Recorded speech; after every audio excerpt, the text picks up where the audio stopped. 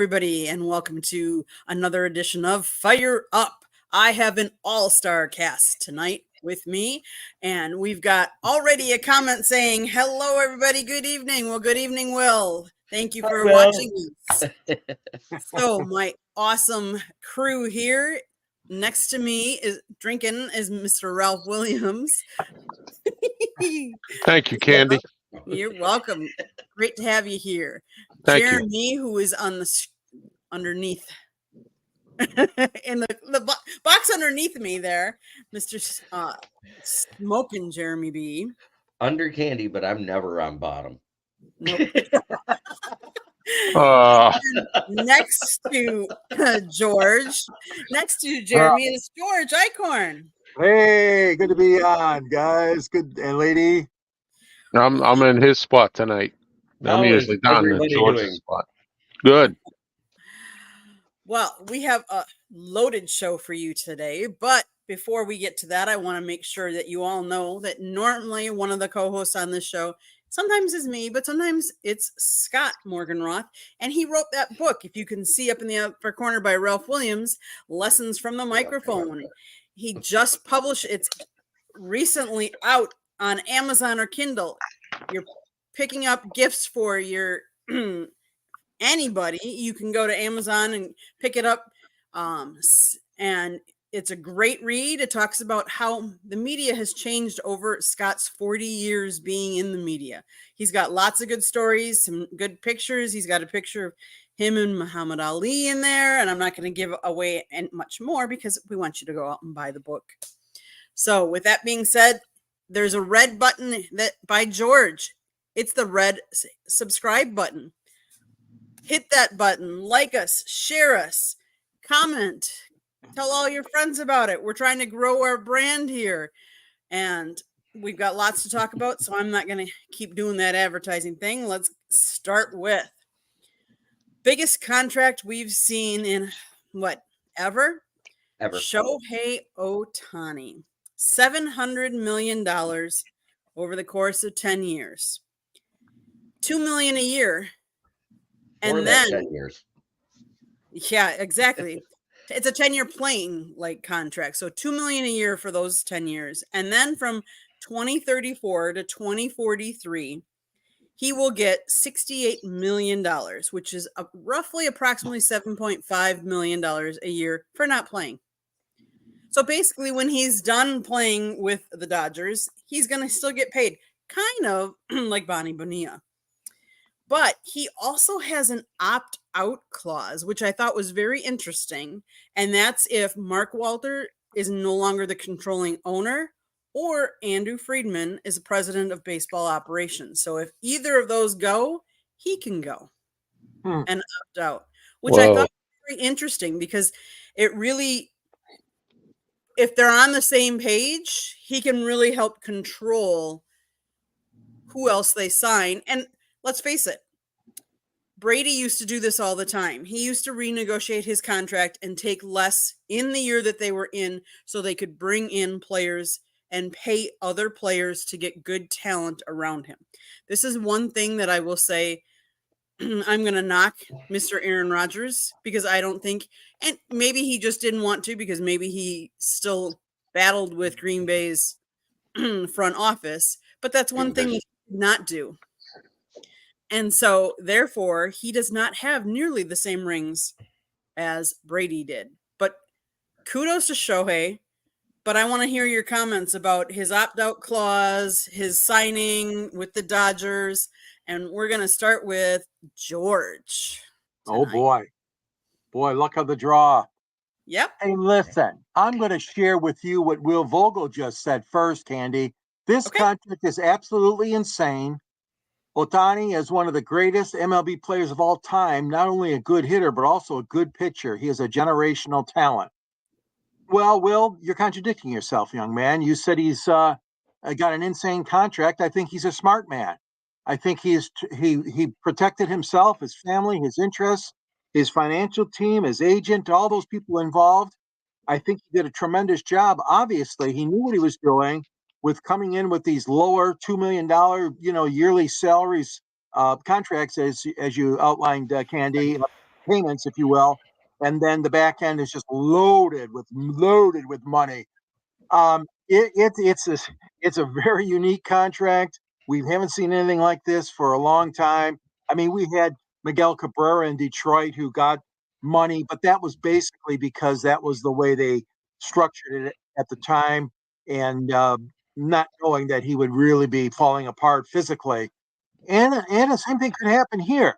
The part about the owner and the president is very unique. I haven't seen that kind of stuff um, in writing, and that's a very unique situation with those two escape clauses. Because for crying out loud, the president of the team more than likely is going to be gone by then. I mean, there are some instances where a president stays longer. The owner, and again, that's another one you'd never know. Something could happen. Obviously, it could be a situation where there involves a sickness or a death issue where teams have to move on from their present ownership. But all that being said, I'm anxious to see everybody else's comments about this because it's an incredible deal for this young man. And we already know he got hurt a part of last season with the Angels, and injuries can happen at any time. So there is a good deal of risk here involved by the Dodgers, but they are baseball's kind of wealthiest team going right now. So if anybody could afford it, I knew all along. You asked me a week or two ago, I think, who I thought he was going to end up with, and I figured it was going to be LA. And then obviously the manager, he opened his mouth when he wasn't supposed to, Roberts, talking about the interview that they had with him, and I guess they weren't supposed to do that. And some people had him going to Toronto, but all in all, it doesn't surprise me, Candy, that he's with the Dodgers, and what a hell of a deal he got. I'm anxious to hear what the other panelists say. The great Ohtani train robbery. Mr. Ralph, what are your thoughts? Well, my thoughts are this. It's nice that they have Ohtani, but is it nice that they need to get to the World Series? They keep stacking up players every year, spending millions and millions of dollars and laying an egg, and they don't even get out of the first round of playoffs. So is this going to help them? Yes, it probably can. Ohtani's had a lot of injuries too. Most of their team, when it comes to the playoff time, are all hurt, and then they can't win in the playoffs. So that's my opinion of this. I hope he does well there, and I hope the Dodgers do well. But they're a classic laying an egg during the play. Getting into the playoffs and not getting to the World Series. I see if this doesn't happen soon, I see Dave Roberts going bye-byes. I agree. And Denzel's saying, thank you, Ralph. You cannot buy a World Series anymore. Mm-hmm. Jeremy, your thoughts? That being said, considering he's having his second Tommy John surgery and he may not be able to pitch at all this next season, only thing he's going to add is an offensive bat this year. Granted, it's a great bat as a DH now that the National League uses the DH. He's going to be that 30 to 40 home run guy, 100 to 120 RBIs. You can stick him in the middle of the lineup. He's going to bat around that 280 to 300, which should help them greatly. But what it will not help with is what they struggle with in the postseason, pitching. Yep. Do you guys, and I'm going to quick ask this question, do you guys ever think that MLB will come up with a salary cap? Because if they do, contracts like these will become, they won't be able to have these contracts. Or if they do, they'll be paying on them forever, and then they won't be able to afford good players. So it's just a quick, do you think MLB will ever have the salary cap? Ralph? Not with Manfredi or Manfred, whatever his name is there. Not with him. I don't see it happening. He's a weak leader. He's only there for money. He's not there for any other reason. He knows nothing about baseball, and he doesn't care. So, I mean, if the major league owners cared a long time ago, they would have already had a salary cap. Okay, they have revenue sharing, which is a joke. Okay, and let me say this: I got a better chance of getting struck by lightning than baseball having a salary cap. George, what do you think? Oh, never say never, Candy. Okay. Manfred's not going to be there forever, but yeah, I agree with Ralph on that point because he's cowardly. I'm sorry. Yes. I think the weakest of the commissioners in pro sports. and I don't see it happening anytime soon. Tony Clark, former Detroit Tiger, he's a hell of a executive director of the Players Association. He's not in favor of it. None of the players are in favor of it. So for the time being, no, but I'll never close the door entirely on it. But it would have to be with new leadership running baseball. Absolutely, Denzel. Absolutely, Denzel. Yes, thank you. To be honest, all the commissioners are about ratings, and that's it, all four sports. And he's absolutely right. It doesn't matter whether it's hockey, baseball, football, tennis, golf, whatever. They are trying to get as many ratings as they can to get the TV sponsors to fork out money, which can be shared across the board. That being said, if they were going to do a salary cap, it was going to happen in right after the strike. When the NFL started going that way, it was going to happen then. And that was back with the previous commissioner, if I remember right, before Manfred got in, right? Yeah, Yes. yeah. That's when it had happened, because that guy was a lot more hard-nosed than Manfred is. He was the guy that, what was his name, Rosenthal? No, Bud Selig. Bud Selig. Bud Selig. Yeah, Bud Selig was more of the hard-nosed guy that would have put it in. And now it's all about ratings, revenue, and the sharing across the board. That's all it is. And as long as the players have the edge over the owners, because they really have no leverage, because the players get more money in their share than the owners do as the whole, not as individuals. Let me rephrase that, because I think baseball is down to 48% to the owners and 52% to the players. And as long as the players union is as strong as it is, there will not be a salary cap in baseball. So these lifetime contracts can continue to happen. I agree. We have a couple quick comments I'm going to throw up. Hey guys, maybe not a salary cap, but I could see possibly a Shohei Ohtani rule to stop the deferral, or at least limit how much of the contract can be deferred. And then we have ratings equals revenue. And like Stone Cold, that's the bottom line. Bottom line. That's right. Yeah, good one. We all forget that we all think this is sports, and we think it's a sport, but actually it's a business. And we sometimes forget the business side of it, whether we might agree with it or not. It is a business, and they make a lot of money. For sure. Yes. Yeah, and that's one of the reasons why a lot of people don't watch sports anymore, because of the money. There's no more competitiveness here, folks. It's all about money, and that's why a lot. When I talk to a lot of folks, they say, "I don't even watch sports anymore. I'm done." Interesting. King SJ, when you get a chance, go over to the South Florida Tribune channel on YouTube and subscribe there, because in the future, we're going to be using a couple of the shows as a place where fans will get a chance to come on and have their say about the sports they want to talk about. Oh, there you go. Yeah. Yes. So speaking of the almighty dollar, Lionel Messi had 6 shirts that he wore during his World Cup last year. They were the highest price sports memorabilia that sold this year. They sold for $7.8 million. Wow. Jeremy, your thoughts? If there are sports memorabilia guys that are willing to pay that kind of money for that type of stuff, guess what? More power to them. I'm glad you got that kind of money to burn. Because honestly, the reason why I get into the sports break memorabilia stuff is because I can get into it at a fraction of the cost and possibly get a better return on investment than buying it at an auction. George, your thoughts?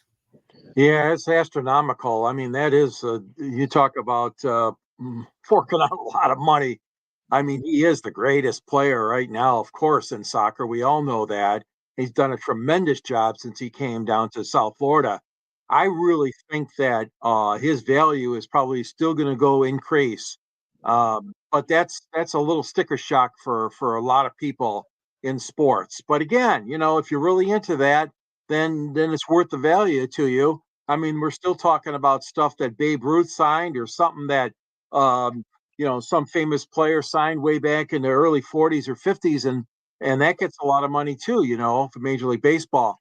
But that is the biggest haul I've ever heard of for soccer jerseys. So, hey, if you got that and that's what you want and that's what makes you happy, I guess go for it. I wouldn't do it, but yeah. Ralph, any thoughts? Athletes like that guy have made World Cup popular. I mean, I remember back in the day, a World Cup was an afterthought, and now that guy is selling jerseys like that, then guess what? World Cup is bigger than you think, and it's getting even better now, and more people are watching it, and it's brought up soccer in America here, something big time. I mean, we have a soccer team here called the Riverhounds, and at one point they were a joke, and now all of a sudden they're selling out tickets because everybody's into soccer now, and with the World Cup, it's gotten better and better. So I have a question for the three of you. What is the record for a game-worn item of sports memorabilia? Who wore it and for what? Do you know the answer? And how much? Any guesses? I want to say it's probably a game-worn Super Bowl jersey by Tom Brady. Any other guesses? That would be my guess too. I'd say Ben Roethlisberger. The record. But I'm just taking a guess because I really don't know. I mean, I'm just throwing something out there. The record for a game-worn item of sports memorabilia remains Michael Jordan's 1998 NBA Finals jersey, which sold for $10.1 million. Wow. At auction. Was that at auction, Candy? Yes, it was at Sotheby's in New York last year. Oh, okay. So that was according to the Associated Press. So interesting. Wow. I know. Yeah. See, I stumped all you guys. That doesn't happen very often. Hey, Okay. well, I'm not that big into sports memorabilia, so it's probably pretty easy to trump me. Yeah. Okay, so let's talk. There's been some rumors. We all know the Patriots are not having the season that, let's face it, Bill Belichick hasn't had the season that he had since Brady left. But there is now talk that he will be out as head coach after this season. Thoughts? Do you think those are true? Do you think they're not true? If he is gone, do you think he will go to another team? And if you do, what team? Because remember, he is trying to go for most wins as a coach. So, Jeremy, let's start with you. Well, I heard the rumor prior to the game in Germany, and I even mentioned it, I think, on one of the shows we were on then, because I said I heard a rumor that Bill Belichick may be fired at the end of the season if he loses in Germany. One guy actually thought that was a Patriots insider, said he might not even make the plane ride back. But that was another story. But I had that coming out then. And that's when they said the decision was made by Robert Kraft. So I think it's 100% feasible, and I think he ends up with the Chargers.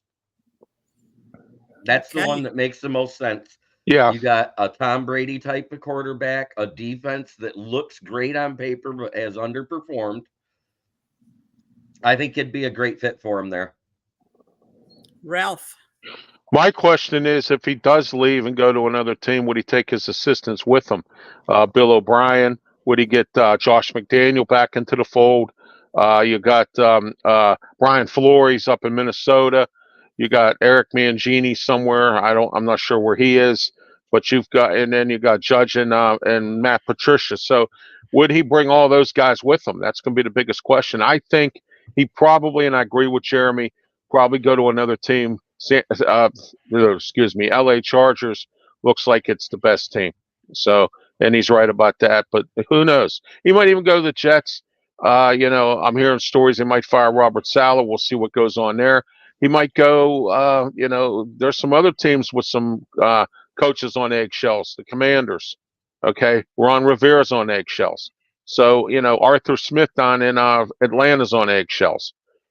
Carolina needs a coach. So who knows? He might go to one of them places. But As far as Matt Patricia is concerned, he's actually the assistant defensive coordinator for the Philadelphia Eagles this year. Oh wow, well that's cool. Yeah. They canned him after he got off the Lions payroll. Yeah. There you go. George, your thoughts? Yeah, I think he's as good as done. I really do. It's a terrible way to go out for a man that has such pride and such achievements as all those championships. The media were asking him yesterday about the situation, and he kept saying, "We're preparing for Kansas City. I'm preparing for Kansas City."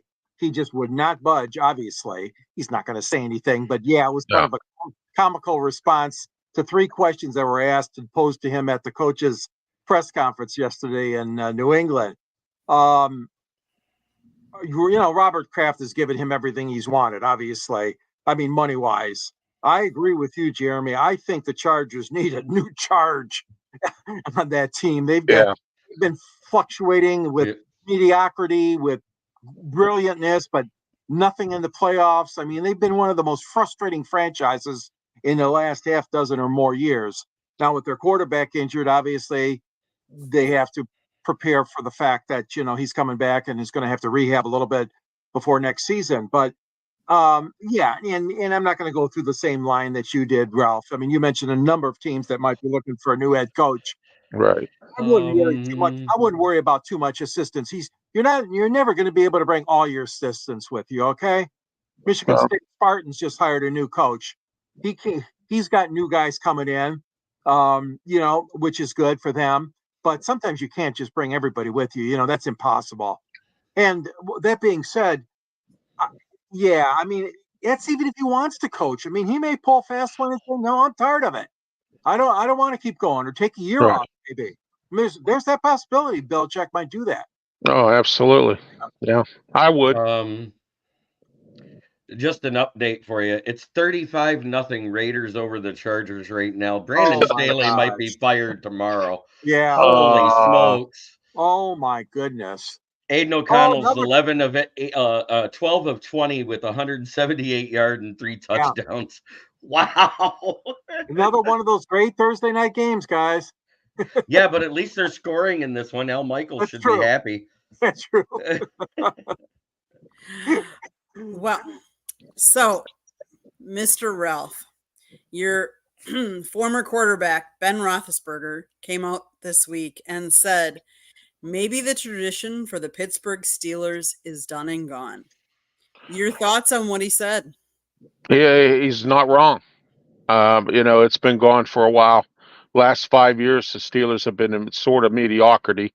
They've gone into the playoffs and got blown out by 2 different teams, by Cleveland and by Kansas City. All right, the last few years they haven't made the playoffs. This team is going down, sinking like a ship is sinking, and that's exactly what's happening. I think I call him mediocre Mike. I think he has worn out his welcome, and I think it's time for him to move on as well. And if he goes to another team, so be it. If he decides not to and take his time off, and so I just hope that he doesn't go to another team and kill us. But that's beside the point. That could happen. I know it will, because as soon as he's gone from the Steelers, his phone is going to be ringing off the hook.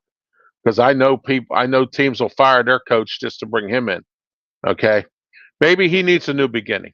I don't know, but I do know the Steelers do need one, and they need to get back to what they were good at once doing, and that's the standard is the standard. And right now, it's not anything. It's nothing. George, your thoughts? Yeah, I mean, he was on his podcast, when he mentioned this, Candy, and I'm telling you, if anybody's got a good pulse on what's the situation like in that team, obviously Ben does, having been there for so many years. And you take a look at their upcoming schedule, and it doesn't look good.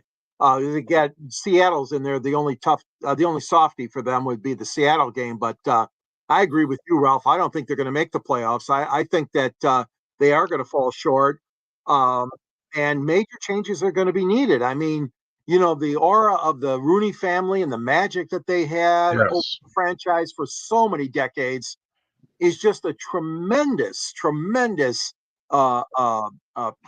act of prestige, obviously, for Pittsburgh and the fans there. And right now, it couldn't be further from their grasp right now because things are not going well. I would have to say that, yeah, I think they should move on and get a new coach. But who that's going to be, we don't know. But yeah, Right. even if they make the playoffs, like you said, Ralph, they're probably going to get knocked out in the wild card round anyway. So Yes. if they can even make it, but they have a tough schedule and they've lost 3 out of their last 4. Come on, they're not playing well at all. No. Jeremy, your thoughts?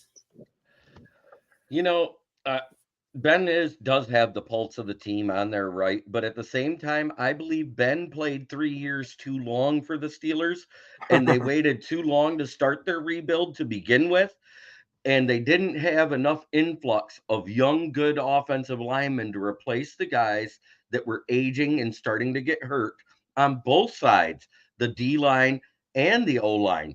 And that is Yes. why you're seeing the trouble in the trenches now. We're used to seeing the steel curtain type of defense that we've always seen out of Pittsburgh for decades now. When's the last Yes. time you heard of a mediocre defense being with the Steelers? Last year, It's been a it was a while. mediocre offense and a good defense still. This year, it's mediocre on both sides of the ball. And you can't have that be a winning combination. Somehow they have a winning record. Don't ask me because I don't see how they did it. Well, I want to say this, Jeremy. The last time this team was this bad or mediocre was Chuck Noll's final years. All right, it was bad. His final years around 1990, going into 92 when he stepped away, and then they hired Bill Cowher. Okay, that was the last time this team went this far down. All right, and it was starting to get bad, and they told Chuck Noll, you got to step down. He stepped away. Yeah, he had enough.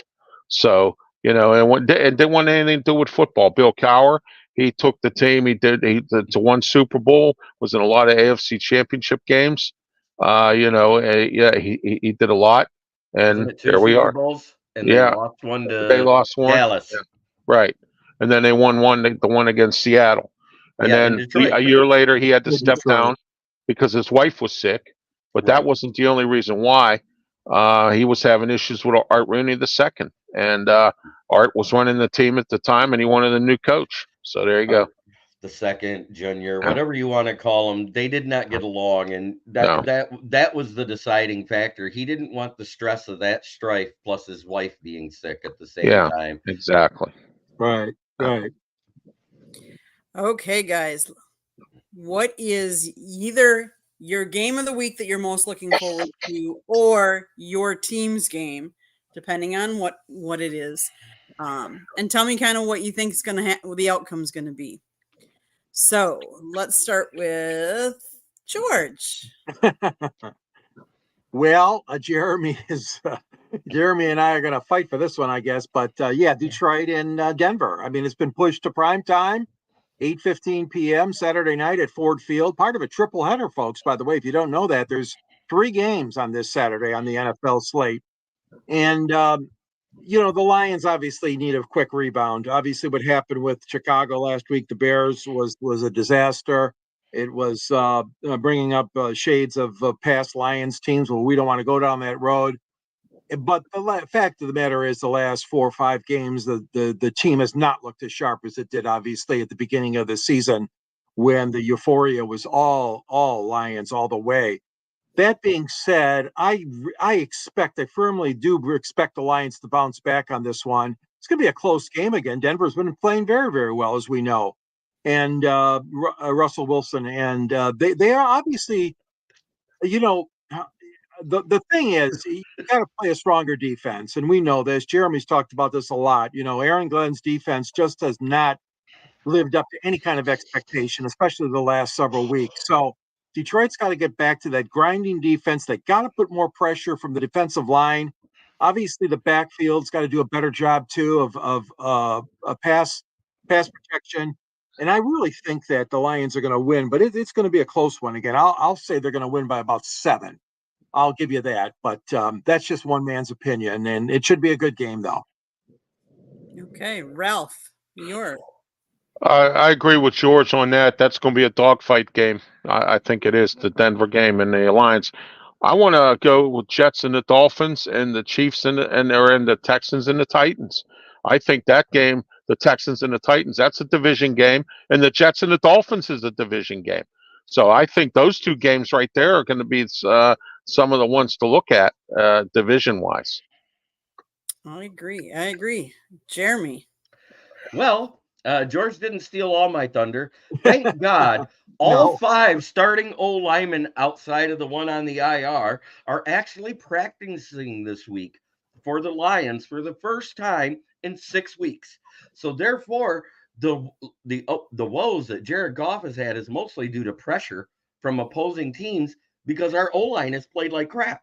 You can say what you want about Jared Goff, but prior to the O-line being in flux like it's been, he had a very productive season. Yes, he's had 13 turnovers in the last 6 weeks, but 7 weeks ago was the last time he had 5 starting O-linemen. So there's a big reason for that. When you're under pressure, you make mistakes. Great quarterbacks look bad. Mediocre quarterbacks look horrible. Goff is neither fantastic nor is he bad. He's above average. He's a very good quarterback, as a matter of fact. The numbers prove it. And the accuracy that everybody's been flailing about, he's up in the top 4 in accuracy in the league. So I don't want to hear he's a bad quarterback, people, no matter how much you don't like him. And I'm not sitting here tooting his horn saying he needs to be paid $50 million a year either. But at the same time, Aaron Glenn is the biggest woe on this team. But at the same time, the Denver Broncos, their only games they have lost have been in the domes this year lately, since they went on this 7-game winning streak off and on. They're 7-2 in their last 9 games, and the last 2 that they lost were in domes, New Orleans and Minnesota. So Russell Wilson does not have his best games in the dome, which is going to behoove our Lions, because also I heard CJGJ is back practicing with the team and been cleared finally. So he may not start this week, but he'll be back to help the defense next week versus Minnesota. So it's no surprise or to none of you guys who I'm going to talk about, because I'm going to talk about my Green Bay Packers, which I know, Jeremy, you just love, but they're playing what used to be an old division rival, because they're playing Tampa Bay, and Tampa Bay used to be in our division. We're staying at home, though. Tampa Bay has to come up and play in our elements. Now, the one thing I will say, we have been playing like I thought we would this year, very inconsistent with a young, inconsistent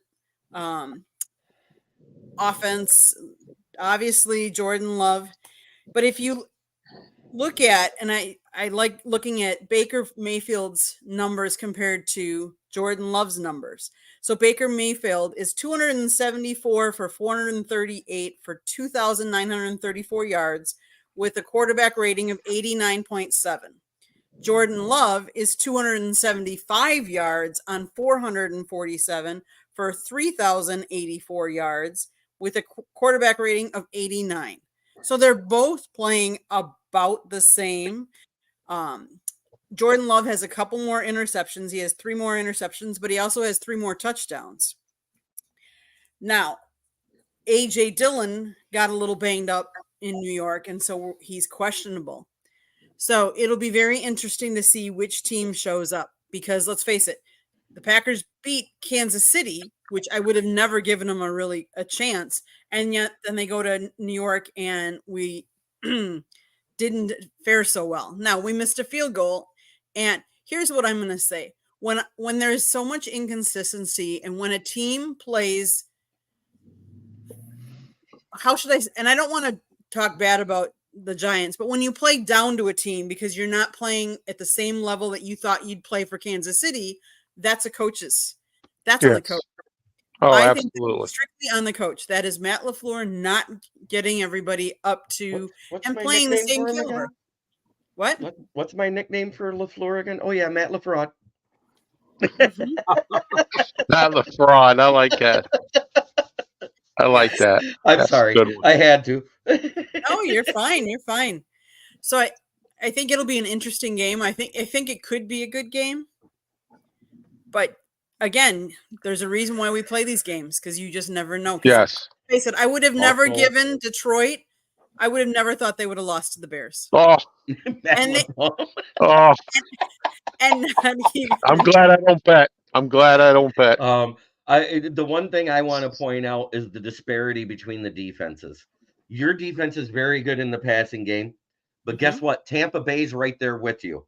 And at the same time, Tampa Bay is better versus the run, and that's going to be the difference in this game. I think it's going to be a low scoring, not as high a scoring game as you're used to seeing, and you may see like a 4-point swing between the winner and loser. And unfortunately, I'm not doing this because I hate Green Bay, but I see Tampa Bay might be able to pull this out because they've already won some games versus the NFC North this year. I think it also depends on what kind of weather they're going to have. I haven't heard what the weather's going to be like up in Green Bay. But this is going to be an evenly matched game, I think. It's supposed to be really in the 40s, that. nothing major this weekend. Yeah, and you got two teams who, trying to find their way, and you got one coach and Todd Bowles who's on eggshells down there in Tampa. So we'll see what goes on. Yeah, You know? I'm glad Let's the hope Chargers sent UCLA to play the Oakland Raiders tonight, 42-0 at halftime. Let's hope it's a higher scoring game than Minnesota's game last week. I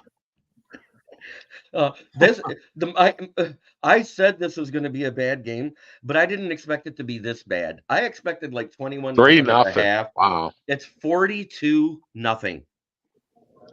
You might see them put up Miami score versus this team. Yeah, really. At this point, they only need 18 points. Yeah, they scored 42 in the first game. So, parting shots. Anybody got a parting shot for tonight?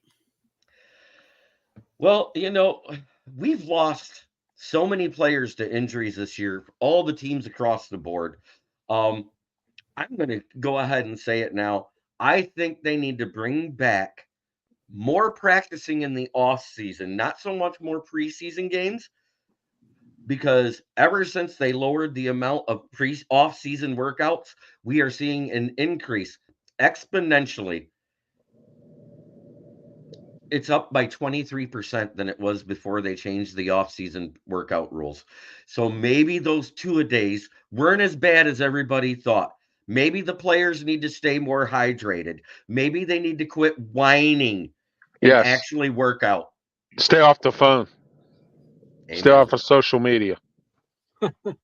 George, do you have a parting shot? Well, my parting shot is always going to be, sports.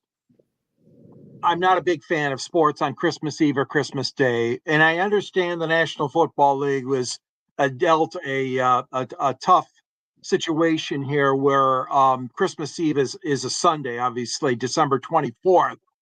But I think what would have been better, instead of spreading games out from 1 in the afternoon to 8:15 at night on Christmas Eve, is to try to make all those games starting at 1. Well, they failed to do so.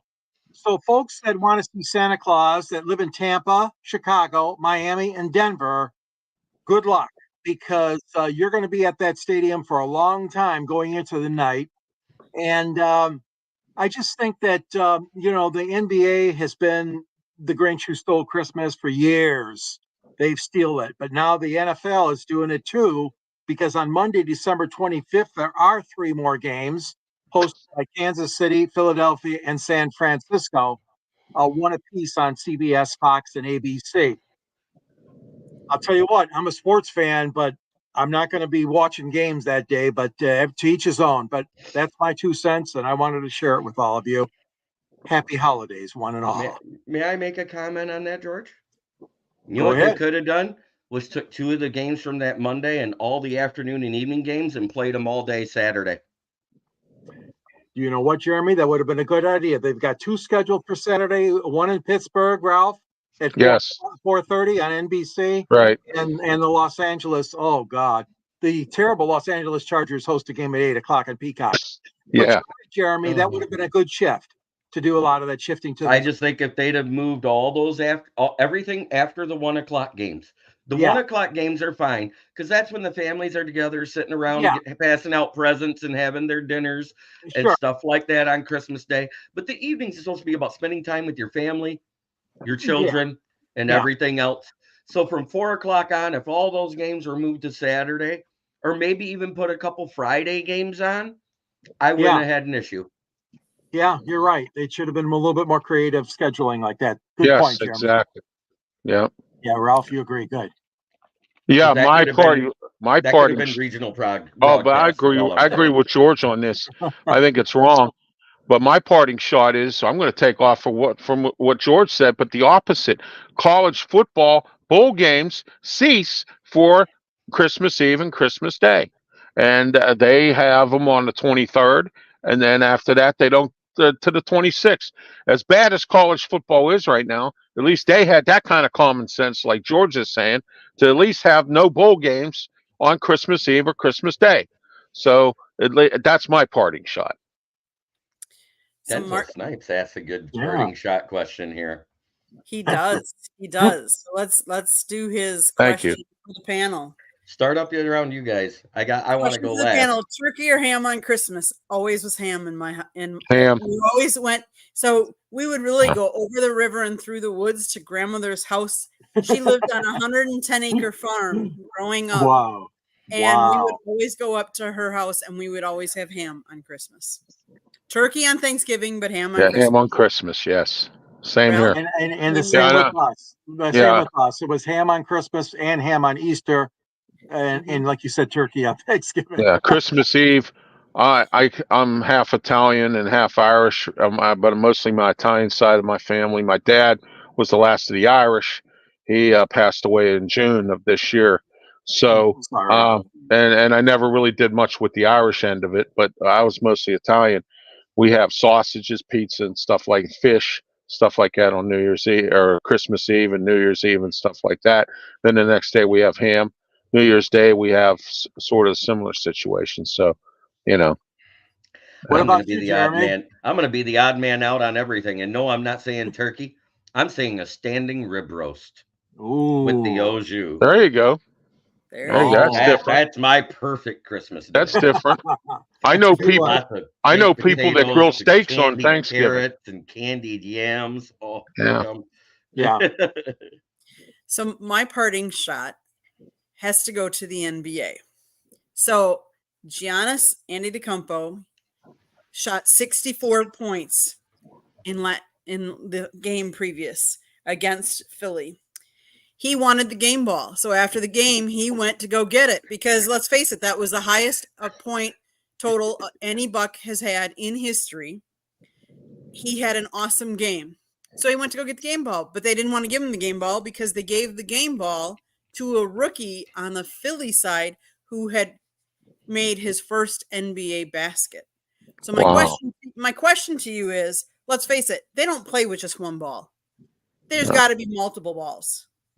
Why can't they give the balls to the different people? Let's face it, that's going to be a sports memorabilia for someone down the road someplace. Why couldn't they communicate to that? And why did it have to get to a heated discussion? That's what that's where the NBA just fails. Yeah, well, football does that, Candy. What they do is they fine the players for giving a fan a ball. I don't understand that at all. Baseball, that's not a problem, but football, they give you a fine for that. I just don't get that at all. You're right. Are you sure you know what, Jeremy, correct me if I'm wrong, but didn't they used to throw a penalty if a player threw that ball into the stands back in the day? Yes. I thought they did. Yes. Yeah. The team used to get it unsportsmanlike or something. Yeah. But they stopped that. And now they just fine the players. And it started with Terrell Owens doing the Sharpie signature and giving it to his buddy. That started back then. And then, they stopped doing the unsportsmanlike conduct for that. But you know what? I think it's bullcrap because they got like 20 footballs out there. They got like 12 to 20 basketballs out there. And number one, I think every time the ball gets too covered in sweat and starts sliding when they're doing the bounce passes is when they switch the balls out on the basketball court. So there's the one that was tipped off. There's the one at every court at the end of every quarter, there's a minimum of 5 that's used every game, not including the ones that lose their handle because they start to get sweaty. So I think they use all 12. Why didn't they just figure out the one that was tipped off, give that to Giannis, and give the other one that ended the game to the kid that scored his first basket? Well, I think that would have been the logical and easy choice to the solution. But at the same time, Giannis has been in the league how long and had how many game balls? Maybe he should man up and not be so whiny because a rookie scored his first basket. But let's also think about how baseball does it. So if you get your 3,000th hit and it's in the field of play, they take that ball right then and there, and they take it. I've sat in the photo well. You break a bat, the guys come and collect it, and they put stickers on them, and some of those go into the Baseball Hall of Fame, or they get lodged and recorded. Why, after that guy made his first basket in the NBA, after the whatever stoppage of play, why then didn't that ball go immediately out? Because how do you know that the ball that they ended up with at the end was the actual ball that he made the basket with? Right. You know, it's like in baseball, if you hit a home run, you're not always guaranteed you're going to get your ball back because the person that catches it might. But if it's in play, you can get the ball back. Why don't they do the same thing in the NBA? So the guy that scores his first touchdown, he's going to try and save that football, but he has his hands on the football. Why can't they do the same for the other sports? Good point. I agree with you. So with that, let's go around the horn and let everybody talk about how they can get a hold of you. So Ralph, how can people find you? Ralph Williams 737 at gmail.com, www.rwmedia.org. I have my own YouTube channel. I'm on Facebook, LinkedIn, Twitter X platform. I also have a radio show on Tuesday nights on Beaver County Radio, Western Pennsylvania, with my co-host Smoking Jim Frazier. And I'm on Block Talk Radio. I have my own Block Talk Radio channel starting up in January. I started it up now. I have a few shows running on there now, but I'll be starting it up full in January with a bunch of shows. So, there you are. And to watch my shows, 563-999-3740 to listen to the shows on Block Talk Radio. Awesome. George, how can people get a hold of you? Well, I am a contributor along with Jeremy and Scott and others on the panel to that wonderful website called South Florida Tribune, Motor City Tribune. You drill down and you'll see my works. And at the end of my column, there'll be a link to purchase a copy of the book, Detroit Sports Broadcasters on the Air. And I'm in favor of book promotion because I know Scott has a good book out there that we all got to get a copy of and read and tell our friends about as well. So you can reach me at gicorn@yahoo.com or else on X, Twitter at SandGSports99. And follow me here on Fire Up and Pundits Pundit and anywhere else that you guys need me on the shows. I'm happy to come on. But great being with the three of you tonight. I had a great time. Thank you. Likewise. Yes, thank you. Great time. And Jeremy, how can people find you? Well, just like that guy, I can be found on the Motor City Tribune under the SouthFloridaTribune.com heading there. You can also find me right here on Fire Up or on Inside the Pigskin on the South Florida Tribune channel. And you can always go over to my YouTube channel for more Lions and NFL content, which is Kneecap Biting with the Motor City Lions, where I, Smoke, and Jeremy B do a lot of talking about football with all sorts of people. You never know who's going to be a guest because I invite fans of other teams as well as Lions fans and other podcasters. And then you can find me at Smoke and Jeremy on X or Twitter. I prefer Twitter because when I first saw it switch to X, I thought somebody put a Pornhub app on my phone. Everybody thinks that's what kind of site it is, too. Yeah. I know. Well, it's getting close, I can tell you that. Oh, but anyways. Yeah. Well, guys. And you can also find me, Smoking Jeremy B, on Instagram. Okay. Awesome. Okay, so our laundry list. First and foremost, Scott wrote a book, Lessons from the Microphone. He's the reason we are all here tonight. Way over there. Yes. He got all of us together. He's the one that developed South Florida, came up with the idea for SouthFloridaTribune.com. He's the one that came up with the YouTube channel. He's the reason why we are all talking and providing the good content that we do. So go out and get his book. It's available on Kindle or Amazon, Lessons from the Microphone. There's a red subscribe button. Jeremy, you're laughing here. I just looked in the quarter just started, and they're already on the LA Clippers 18. LA Chargers 18. They're about ready to, you might as well say it's the Clippers. They're about as effective as they were in the 90s. But anyways, they might score again here shortly. It's a travesty. Oh my God. So Jeremy and George both write for SouthFloridaTribune.com. Well, you can go to that website and you can see some of the pictures that I've taken on the field. Let's see, in the rink, on the floor. So I've taken basketball, I've taken baseball, I've taken hockey, I've taken football. And I'm trying to think if there's, I think those are the main sports. Oh, I've taken soccer, and I've also taken auto racing too. So you can find all kinds of pictures there that I've taken. You can find Scott's writing. You can find, we get transcripts from Dolphins, Jaguars, Lions. So if you ever want any of those, go to SouthFloridaTribune.com. We get great writings from obviously George and Jeremy and Scott. We get also some from some of the local colleges down here in South Florida. So USF, FAU, if you want to follow like the men's basketball team, or the Hurricanes, the football team. So we didn't even talk tonight that Tyler Van Dyke entered the transfer portal, and he is now going to Wisconsin. And Wisconsin got another transfer today, LSU's tight end. So we're making a splash. So Luke Fickle stacking it up. Nothing wrong with that. Can I quote Robin Williams? Go ahead. Is he trying to be a wide receiver?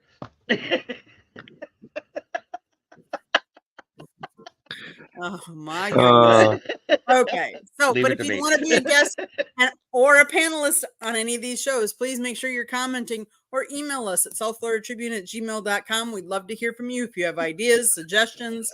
You know, if you want to make sure Jeremy wears a different color shirt instead of his Lions colored shirt. Just kidding. Just kidding. It's a plain polo. There's no lions on here. It isn't, but it's the color. And it matches the blue in the logo.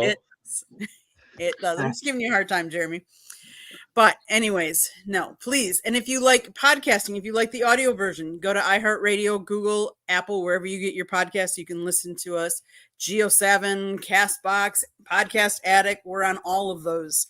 But that red subscribe button, hit it, like us, share us, because we're trying, we're all trying to make a little bit of money, and we're trying to get more subscribers and get the word out. We have a plethora of shows you can find Inside the Pigskin, where we have former NFL players and NFL coaches on that show, along with Jeremy and Scott and George at times. We have 108 Stitches Baseball Talk, which talks about baseball. We have No Limits. We have Motor City Mad Mouse Show. We have Professor and Pupil. We have Fire Up. We have Fire Up Michigan, Fire Up Wisconsin, Fire Up Florida. We have Sports Exchange, Pundit's Pundit. What else? Professor and the Pupil. Yes. And pretty soon we are going to have a show on Sundays. Oh, that's right. That's right. We are. We are. Oh, just you and me. Oh, We're my having goodness. our own little Sports Exchange, Fire Up, whatever we want to call it. It's going to happen. It is. It is. So if you like our shows, please subscribe, watch us more, tell all your friends. But most importantly, we wish you all a very happy and healthy holiday season. Merry Christmas and Happy New Year. Again. It's 49-0. 49-0. Gee whiz. 10:42 left in the third quarter, and it's 49-0. Total yards 89 for the Chargers, 343 for the Raiders. Oh my goodness! An interim coach and a backup quarterback, and they're winning 49-0. Yep. Yep. A Well, rookie guys. backup quarterback. And one other thing too, the Chargers have Kellen Moore down there. I'm surprised they're not moving the football better. But Well, that's don't forget Justin Herbert's out for the season. Yeah. It's Easton Stick's first start in the NFL. Yeah. Yeah. Well, guys, it's been a pleasure. Thank you All so much right. for joining me and talking and having such a good time. Everybody have a happy and healthy holiday season. Yeah. Thank you. You too. Thank you. You and Scott have a good one. Thank you. Thank you too, Ralph, and you too, Jeremy. George, Jeremy.